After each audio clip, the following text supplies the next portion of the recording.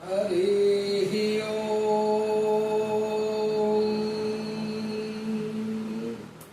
अज्ञानतिमिरान्धस्य ज्ञानाञ्जनशलाकया चक्षुरुन्मीलितं येन तस्मै श्रीगुरवे नमः। जय श्री राम। सदी भक्तवृंद, श्री रामचरितमानस राम कथा रामचरित मानस मंथन अध्याय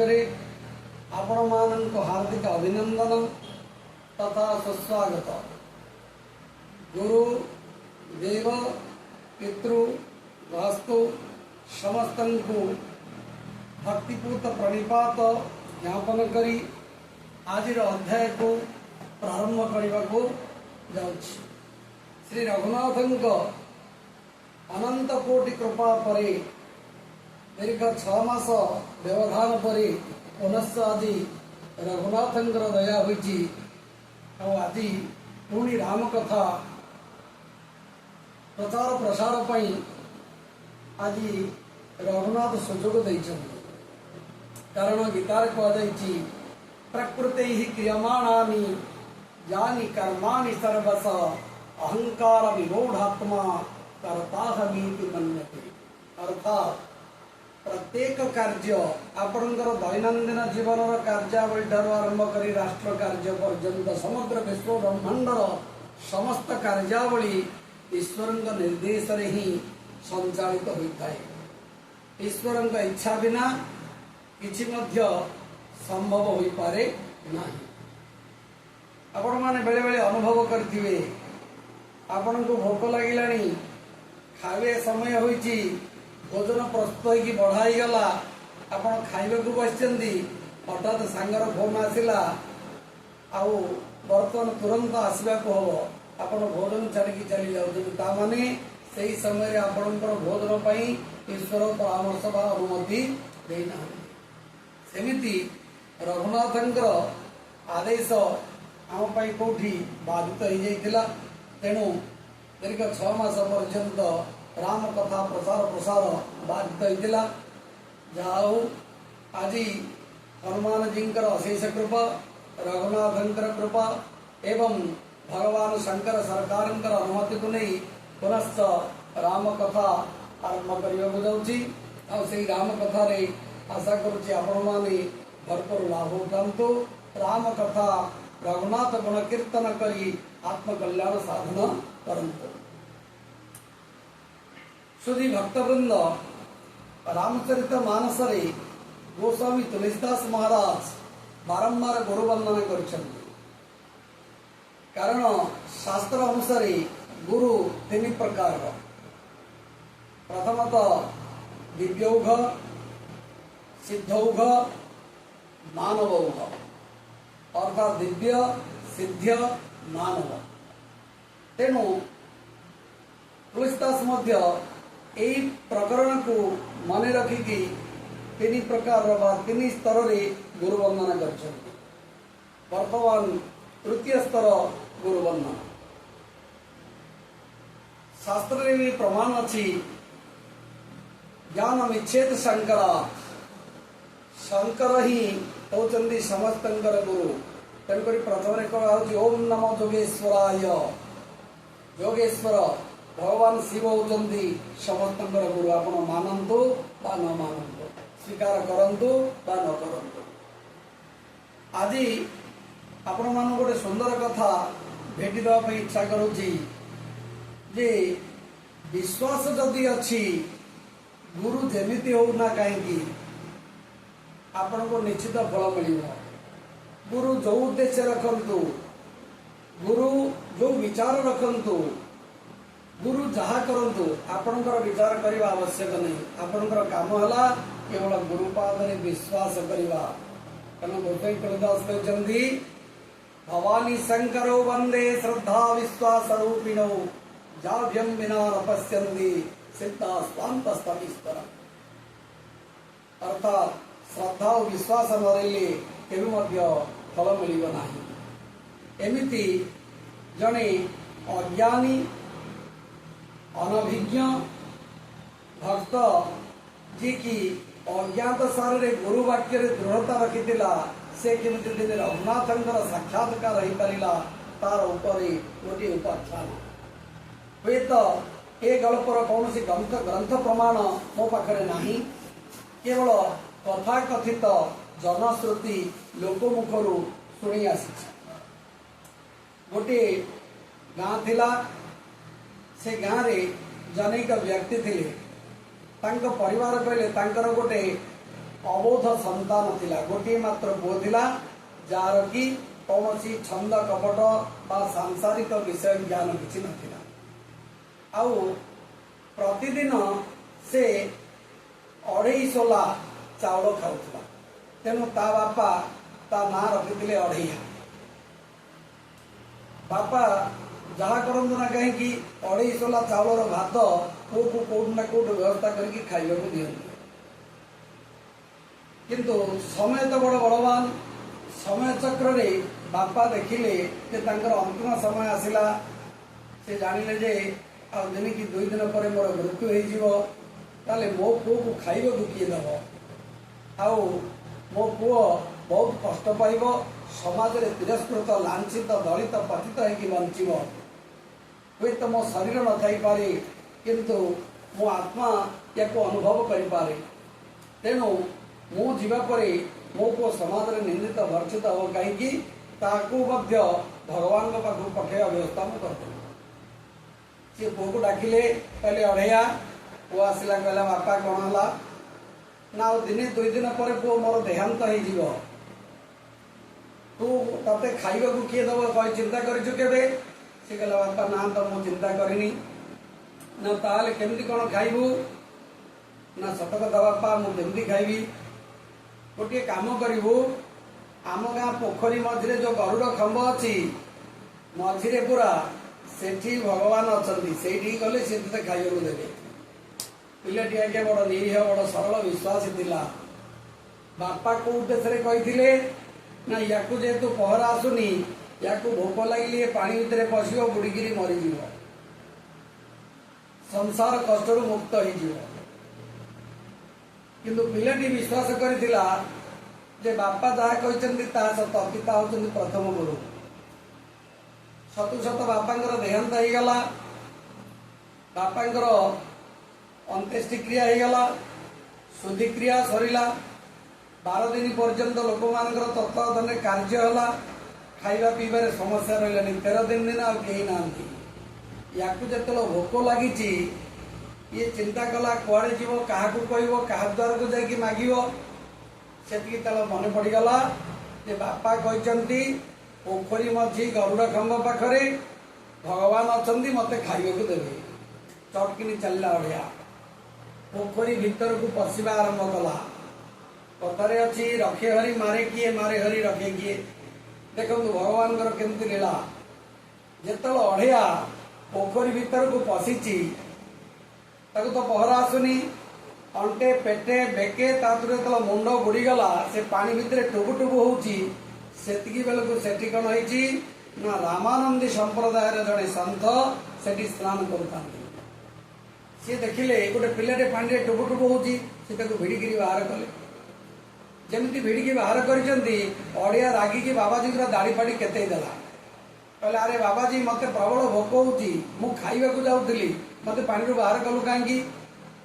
बाबाजी किसी बुझी पारे किंकर तो बेबी मोड़ हो गले कहले पिला कौन पानी भितर बुड़ूला खाइबा को जाऊँ कौची कहले अरे बापा कौन खाइबा को जाऊलु ना मो बापा कही गरुड़ खंभ पाखे भगवान अच्छा आ मुझे गले मत सी खाइबा को देवे तेणु मु जाऊँगी बाबाजी पचारे जो पहरा आसूची से कहला ना बाबाजी बुझीगले घटना अनुमान करने कहले ठीक अच्छे भगवान मत पठे ते खाइबा को दवाई बढ़िया खुशी गला कहला सतरे ताले बढ़िया है ताले मत खाइबा को देवे बाबाजी सांगे नहीं आसिले खाइबा को देले से खाइला दिने 2 दिन 3 दिन गला तापर अढ़िया कहला आज्ञा देखंतु मु मागणा खाइबी नहीं मत किसी काम दियंतु बाबाजी कहले ठीक अच्छे तू कि काम कर कह अढ़िया कहले आज्ञा मु गाई जगी आज कल ठीक अच्छे तो सबुदिन मठर गाई नहीं जंगल को जा गाई चरी सबुदिन अड़ियार से नित्य कर्म रहीगला प्रतिदिन गोचारण करवा गो सेवा कला जिते मठर एकादशी आसला महंत कहले अड़िया आज एकादशी रोसई व्यवस्था मठरे हेनी अड़िया कहला एकादशी फेकादशी मु जानी मत भोक लगे मुझे मत भोजन दरकार बाबाजी कहले ठीक अच्छे गोटे कम करे तू मठर चाउल डाली सब नहीं पड़ा गाई चरेबू जंगल रोसे कर अड़िया कहला ठीक अच्छे नहीं पलि कहला कि अढ़ई सोला चाउल कमिले हेनी महंत कहले ठीक अच्छे दिखाई किंतु गुरु को समर्पण करके खाई ये कहला केमती समर्पण करी मत तो जाना नहीं महंत कहले गोटे कम करू गुरुंकर गुरु खाइब आस देदेबू तापर तू खाई अड़िया कहला ठीक अच्छे आज्ञा देखो आज्ञा केते निरीह केते सरल पिला जिते बड़े अड़िया जंगल को गला गाई मान को चरिया को छाड़देला भोजन प्रस्तुति कला भोजन प्रस्तुति करके जिते बड़े अन्न व्यंजन आदि रखिदेकी तार मन पड़गला गुरु कहते गुरु को खाइबा को दब चका पकईकी बसी पड़ा ताकू तो जना नहीं से बसी पड़ा डाकिला गुरुंकर गुरु खाइब आस गुरुंकर गुरु खाइब आस गुरुंकर गुरु खाइब आस दीर्घ समय धरिकी डाकिला आखि खोलला देखला किए आसुनी ये भोक होची प्राण विकर डाकिला कहला गुरुंकर गुरु खाइब आस गुरुंकर गुरु खाइब आस भोक होची अड़िया करवा किस जबिला बसिक एमती डाकू डाकू ता डाक बाजिगला रघुनाथ कान से तो भक्त वत्सल भावग्राही रघुनाथ कौन कले ना आसिकी पहुंची गले अड़े कहले अड़िया मु आसीगली आखि खोले अड़िया खोलला देखिला आसिकी जानी रघुनाथ रामचंद्र बोलिकी अड़िया कहला आसीगल कुआड़े आसिल रामचंद्र कहले तुमरा मते डाकिलु ना ताले कौन आपण सतरे खाइबे रामचंद्र कहले हाँ कहला देखु आज्ञा अढ़ई सोलर कमिले मत बड़ कष्ट हम तेणु आप अल्प टे कौन खाई जी बड़का मो छाड़दे आउ अधिक खाइबे रघुनाथ टे मुर्खी हसा मारिदे कारण भगवान भात खाती भक्तर भाव को खाती तेणु से भाव टे ग्रहण कले अन्न व्यंजन कहले अढ़े हाथ तू खा रघुनाथ प्रस्थान कले अढ़िया खाई पीके आसला एमती गला पुणी एकादशी आसला अड़िया कहला जो चाउल दवा कथा समय आसला अड़िया कहला देख तुम गुरु आसुँच तेणु एथर 6 सोला दिह महंत को पचारा भंडार रक्षक महंत कहले दे खाऊ से देदेला 6 सोला अड़िया पुणी आसला पुणी रोसई कला पुणी रघुनाथ को सेमती डाकिला गुरुंकर गुरु खाइब आस रघुनाथ पाटे भक्तर भाव लगी जिते रघुनाथ बाहर से सीता माता बाहर रघुनाथ को पचारे कड़े जाऊच प्रभु कहले जाऊँ मो भक्त पाखक सीता कहले मु कौन जीविनी ना तमें जीव जे मत सी गाड़ी कर निंदा कर तिरस्कार कर तेणु जदि से सब सहब आस ना तुम टिकट कैंसिल सीता कहले ना सब सही तुम सागर जी केमतिका भक्त तुम टे देखी रघुनाथ सहित माता सीता आसिले अड़िया बसिक डाकुला जमी रघुनाथ कह आसिकी पहुंची गले कहले अड़िया मु आसीगली आखि खोल अड़िया कहला देखला आखि खोलला कहला हे बापा तू कौन गोटे माइग्रेन धरकी कोठू आसु जहाँ कर तुम सोलका चावल तुम खाइब बड़का 5 सोला छाड़ी जीव ना बाड़ी बाड़ी चोपा चढ़े रघुनाथ हसिले सीता माता टी हसीदे सोले चावल प्रसाद कले चलीगले पुणी नेक्स्ट एकादशी आसला अड़िया से भाई कला से राम सीता सहित लक्ष्मण आसिले पुणी एकादशी राम लक्ष्मण सीता भरत आसिले तापर जो एकादशी आसला पुणी एम सहित हनुमान जी आसिले अड़िया सहित रागिगला कहला हईरे पुओ तुम गाँव में मांकड़ कुकुर बिले जी अच्छी समस्त को लेकिन आसचु मांकड़ ये खाइबनी रघुनाथ कहले अड़िया देखे ये मोर गृहपालित पशु मोर अति प्रिय आई खाइब हनुमान जी ता खेलिले खेंकिले तो अड़िया कहला बोला ए तो भाया केते मांकड़ को मठरे बाड़े भगई ते बाड़े चोपा काटदी हनुमान को बाड़ी देवी गुडेला जे कि स्वयं शंकर अंकर अवतार सी भक्तर प्रेम आबद्ध होते खेलिले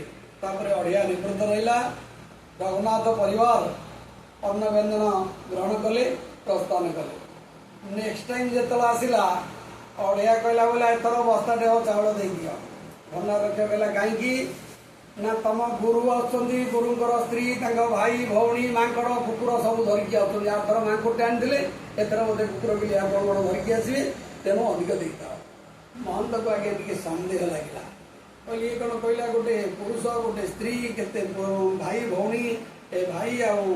माकुटे धरिकी आस रघुनाथ न धरिक नष्ट पड़ी आसुँच कि तो महंत महाराज कौन कले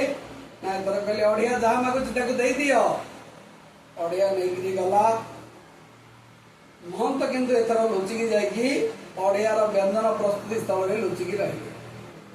अड़िया रोसई कला पुणी अन्न व्यंजन सब रखीदेला आतुर होगी डाकिला रघुनाथ कहला गुरुंकर गुरु खाइब आस गुरुंकर गुरु खाइब आस किंतु एथर रघुनाथ आसिले नाही कारण रघुनाथ जानीगले जे महंत लुचिकी बसचंदी दर्शन करने तो अड़िया विकल होगी डाकिला गुरुंकर गुरु खाइब आस तो रघुनाथ भक्तर भाव में बांधा प्रभु रही पारे तो बाध्य आसिले अन्न व्यंजन सेवन कले अड़िया टू गाली गुलज सब खाइले अन्न व्यंजन सेवन कले तापरे कहले ते अड़िया एथर आते मु प्रत्यक्ष दर्शन देविनी किंतु तते मु कौन करी ना स्वप्न दर्शन देवी हौ जेहेतु मु आसी तेणु किए तू टे जाने कही रघुनाथ टे स्पर्श करदे। रघुनाथ जमी अड़िया को स्पर्श करचंती तो त्रिलोकीनाथ अवर्णनीय अभावनीय अचिंतनीय अकल्पनीय अवांग मनस गोचर रघुनाथंकर महिमा अवर्णनीय जो प्रभुंकर करकमल संस्पर्श लाभ कला अड़िया को दिव्य ज्ञान स्फुरण होगला। अड़िया जानीपारा ये साक्षात पूर्ण ब्रह्म परमात्मा परमेश्वर आनंद कंद सच्चिदानंद असरण शरण मुनिजन मानस हरण सकल त्रिताप निवारण कारण रघुनाथ स्वयं आसचंदी। तो रघुनाथ भाव को रघुनाथ भक्ति को अनुभव करी अड़ियार हृदय जो संचरितला रघुनाथ भक्ति अड़िया से आखिर अड़ियार नेत्रार बिंदु लोतकाश्रु निगड़ित है। अड़िया कांदिला कहला प्रभु मो भली अधम को मृत्यु हो जाऊ मु जानीपारि आपण स्वयं रघुनाथ स्वयं माता सीता लक्ष्मण महाराज भरत महाराज आउ शत्रुघ्न महाराज स्वयं हनुमान जी आसुँच